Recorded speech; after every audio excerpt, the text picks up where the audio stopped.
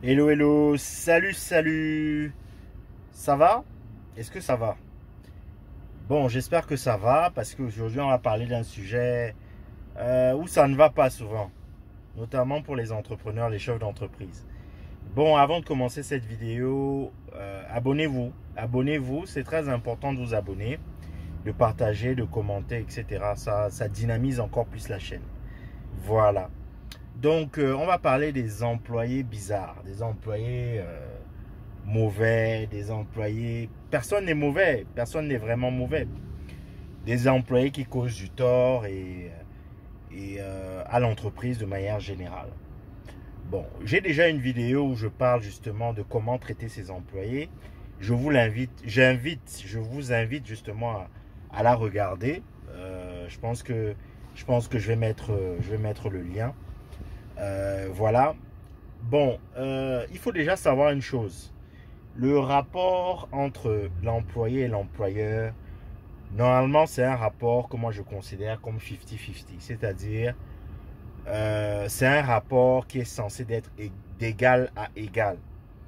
Je dis bien d'égal à égal parce que au Cameroun et en Afrique en général, on a souvent, même partout, hein, pas seulement en Afrique, on a souvent l'impression que c'est seulement c'est un rapport horizontal. C'est-à-dire qu'il y a il y a le boss et il y a comment dire, il y a des petites mains qui sont en bas et des esclaves en fait qui sont à la merci d'un boss. Or, c'est pas comme ça, c'est pas ma conception justement du rapport employeur-employé. Ce n'est absolument pas ma conception. Pour moi, c'est une collaboration. Et cette collaboration, elle démarre dès que vous commencez, dès qu'il y a un entretien, dès qu'il y a un échange, et dès que vous commencez à vous entendre justement sur les bases de la collaboration. Pour moi, il y a déjà une collaboration. Voilà. Et beaucoup de jeunes se font avoir parce que le boulot est tellement difficile, c'est tellement compliqué de trouver le boulot dans nos contextes en fait que beaucoup en fait sont prêts à tout pour avoir du boulot pour tout simplement se nourrir et nourrir leur famille. Beaucoup ne font pas des choses par vocation. Les gens le font parce que bon, il faut bien qu'ils vivent, tout simplement. Il faut bien qu'ils cassent la croûte quoi. Donc, faut vraiment garder ça en tête.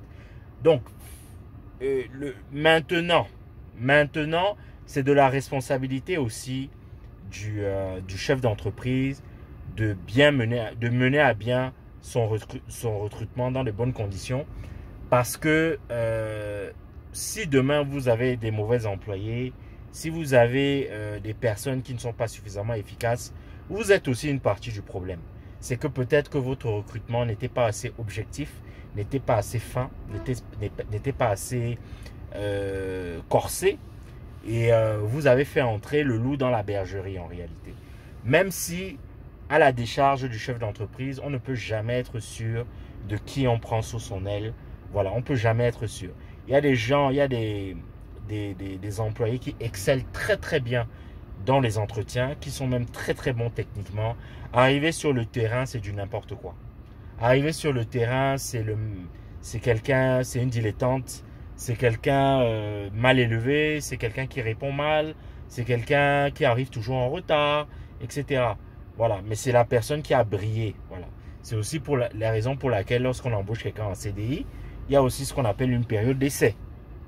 Voilà. Donc, revenons aux employés, aux mauvais employés, entre guillemets. Personne n'est jamais vraiment mauvais. Mauvais employé, c'est quoi? Le mauvais employé, c'est quelqu'un justement qui ne contribue pas à la performance de l'entreprise et qui peut même aller plus loin, contribuer au sabotage, voire à la faillite d'une entreprise. Et ça peut se faire de différentes manières. C'est-à-dire que lorsque quelqu'un intègre l'entreprise, il faut déjà savoir que dans une entreprise, il est censé avoir quand même une culture d'entreprise. Bon, pour les petites entreprises qui se cherchent encore, on ne va pas leur en vouloir. Mais lorsqu'une entreprise commence à devenir un peu plus importante, il y a une culture d'entreprise. Voilà. Quand vous allez chez Google, il y a des jeux partout, il y a des saunas, il y a tout ce qu'il faut. Voilà. Mais ça n'empêche pas qu'il y a des métriques, il y a vraiment de la performance derrière. c'est une certaine culture d'entreprise. Il y a des entreprises où tout le monde se tutoie, il y a des entreprises où tout le monde se vouvoie, il y a des entreprises où tout le monde se fait la bise, il y a des entreprises où tout le monde va à un match de foot le week-end. Voilà, donc la culture d'entreprise est déjà très importante lorsque vous intégrez un employé. Maintenant, le problème, c'est quoi? Le problème, c'est qu'il y a des gens, en fait, et je m'adresse beaucoup aux jeunes d'aujourd'hui, où on n'a plus vraiment la culture de l'effort. C'est-à-dire, certains employés se disent, ok, moi je suis entré là, waouh, je suis en sécurité, on va me donner mon salaire chaque mois, je vais faire le strict minimum et l'entreprise va rouler. De toute façon, qu'ils aient besoin de moi ou pas, l'entreprise va rouler. Or, vous représentez un poids pour l'entreprise. Vous devez faire partie, lorsqu'il y a une locomotive, lorsqu'il y a un moteur, vous êtes un composant du moteur de l'entreprise. Et l'un des composants les plus essentiels. Donc, il ne faut pas négliger l'impact qu'on peut avoir sur son entreprise. Même si vous rapportez, je ne sais pas, si vous avez des objectifs, je ne sais pas, de rapporter 1 million de francs par mois à une entreprise et que vous en rapportez un peu moins, vous en rapportez 750 000, vous impactez quand même votre entreprise. Vous avez des pistes d'amélioration, vous pouvez vous améliorer, mais vous contribuez au développement de cette entreprise. Et justement, parce que vous contribuez au développement de cette entreprise, votre entreprise est censée vous mettre bien, vous rémunérer, votre entreprise est censée vous respecter, votre entreprise est quand même censée respecter vos droits et vous accompagner pour que vous vous développiez ensemble, pour que vous vous épanouissiez ensemble au sein de l'organisation. Mais c'est souvent, moi en tant que chef d'entreprise, on est souvent amené à rencontrer des gens, tu as l'impression que tu les supplies. Les gens t'ont supplié pour avoir du boulot. Finalement, ils ont eu du boulot. Et c'est à toi maintenant de les supplier pour qu'ils fassent leur travail. C'est comme si tu les dérangeais. Tu deviens en fait l'employé de ton employé en réalité. Et ça, c'est quelque chose qui est très très désagréable. Et on le voit souvent dans nos environnements. C'est-à-dire qu'on n'a plus ce culte de la performance, on n'a plus ce culte du devoir en fait. C'est-à-dire que il faut savoir que dans toute action, il y a toujours des droits et il y a des devoirs dans tout ce que vous entreprenez. Vous pouvez avoir des droits, mais vous avez le devoir justement de vous battre. Surtout, et je m'adresse surtout aux jeunes entreprises, c'est-à-dire que les entreprises, on doit faire preuve d'indulgence parce qu'il y a des jeunes entreprises qui arrivent et qui se cherchent encore. Et moi, par exemple, je fais partie des gens qui disent justement à leurs employés à quoi ils vont s'attendre et jusqu'où ils peuvent aller. Mais ça nécessite justement un travail en commun, une collaboration, comme je l'ai évoqué au début. Il faut collaborer. Et ce n'est pas quelqu'un qui tire l'entreprise avec des employés derrière qui alourdissent justement le processus de création de valeur. Il faut créer de la valeur ensemble. Et lorsque les entreprises justement se battent se battent dans le sens où se développent avec leurs employés, elles ont plus de chances d'avoir du succès. Mais lorsque ça devient déjà des batailles rangées, où un employé, son seul souci, c'est d'avoir une augmentation, alors que l'employé en question ne donne aucun résultat. Si l'employé, son seul souci, c'est d'avoir des avantages, c'est d'avoir le pagne pour la fête du travail. Si sa seule préoccupation, c'est avoir d'autres responsabilités, mais les responsabilités qu'on lui incombe au début, cette personne est incapable de gérer justement ses responsabilités. Donc, ça devient très compliqué, très complexe, enfin très compliqué pour le chef d'entreprise. Et parfois, le chef d'entreprise est embarrassé parce que souvent, on a toujours ce petit côté Mère Teresa au début où on a envie de prendre du monde, on a envie d'embaucher des jeunes, on a envie de faire des choses jusqu'à ce qu'on se rende compte qu'en fait, on a mis plein de gens dans le bateau qui ne méritaient pas de faire le voyage avec nous. Voilà. Mettez dans vos entreprises des gens qui ont envie de faire ce voyage, de se battre avec vous. Voilà. Par moment, vous pouvez comprendre, c'est-à-dire que vous pouvez être dans des situations où c'est très compliqué. Et l'employé a aussi le droit de trouver une autre opportunité. il a le droit de se chercher. Il a le droit d'avoir son expérience et de partir. Si un employé à un moment ça s'est bien passé, qu'il a envie d'explorer d'autres horizons, laissez-le partir. Encouragez-le. Voilà, l'employé n'est pas votre propriété. Et de la même manière, l'entreprise n'est pas la propriété de l'employé.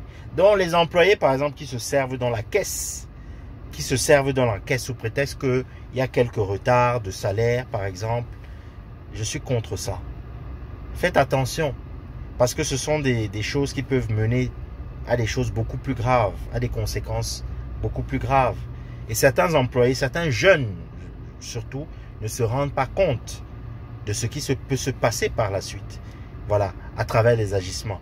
Parce que lorsqu'intervient à un moment le rapport de force, souvent, pas toujours, hein, souvent le rapport de force, surtout quand l'entreprise est déjà à un certain niveau, souvent le rapport de force est souvent à la faveur de l'entreprise parce que souvent l'entreprise a plus de moyens, plus de recul, plus de connaissances, plus de réseaux pour pouvoir justement contrer justement une attaque d'un employé parce que c'est déjà arrivé.